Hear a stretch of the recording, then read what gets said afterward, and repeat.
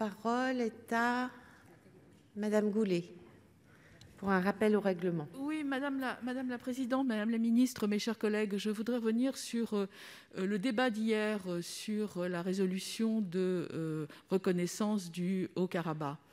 Je regrette que la conférence des présidents n'ait pas accordé d'explication de vote sur un texte aussi important qui engage notre diplomatie. Certes, la même procédure avait été utilisée en 2014 au moment d'une résolution pour la reconnaissance de la Palestine, où il n'y avait pas eu non plus d'explication de vote, mais où il y avait eu à la fin du débat un certain nombre de rappels au règlement qui valaient explication de vote. Je regrette également le bug informatique qui n'a pas permis de prendre en compte un certain nombre de votes, dont le mien, qui votait contre la résolution, probablement la seule de mon espèce. Mais enfin, sur mon lit de mort, je voudrais quand même contre ce type de résolution. Donc je regrette et j'espère, Madame la Présidente, que la conférence des présidents et que l'administration du Sénat, parce qu'on ne sait pas qui est responsable de ce bug, pourra l'expliciter de façon à ce que cela ne se reproduise pas. Parce que les instructions du groupe de l'Union centriste ont été extrêmement claires. Mon vote négatif était extrêmement clair et connu de tous.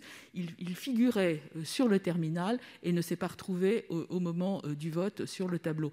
Je trouve que c'est extrêmement dommage. Encore une fois, ce type de résolution porte atteinte à nos relations bilatérales. Il est extrêmement important que chacun puisse s'exprimer, y compris les opinions divergentes. Je vous remercie, Madame la Présidente. Merci. Acte est donné de votre rappel au règlement. Acte est également donné de votre mise au point. Elle sera publiée au Journal officiel et figurera dans l'analyse politique du scrutin. La parole est à Monsieur Martin Lévrier pour une mise au point au sujet d'un vote. Merci Madame la Présidente. Un peu les mêmes raisons. Donc, le groupe RDPI souhaitait procéder à une mise au point sur le scrutin numéro 34 sur l'ensemble de la PPR relative à la nécessité de reconnaître la République du Haut-Karabakh. Et Bernard Buis, pour les mêmes raisons que ma collègue Nathalie Goulet, Bernard Buis souhaitait voter pour et ce vote n'a pas été intégré. Merci beaucoup. Merci. Monsieur Olivier Henno, vous souhaitez vous aussi procéder à une mise au point au sujet d'un vote? Oui, merci Madame la Présidente.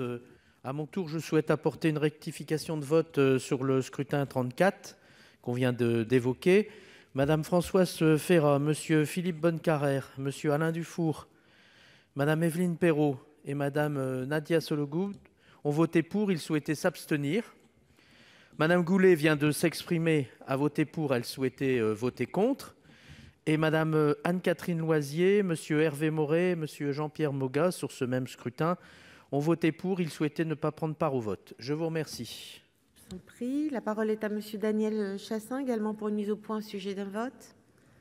Merci Madame la Présidente. Donc, concernant ce vote, Monsieur Franck Menonville, donc mon collègue, a eu un vote ne prenant pas part au vote alors qu'il voulait voter pour la motion.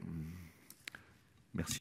Merci. La parole est à Monsieur Serge Babary, également pour une mise au point au sujet d'un vote.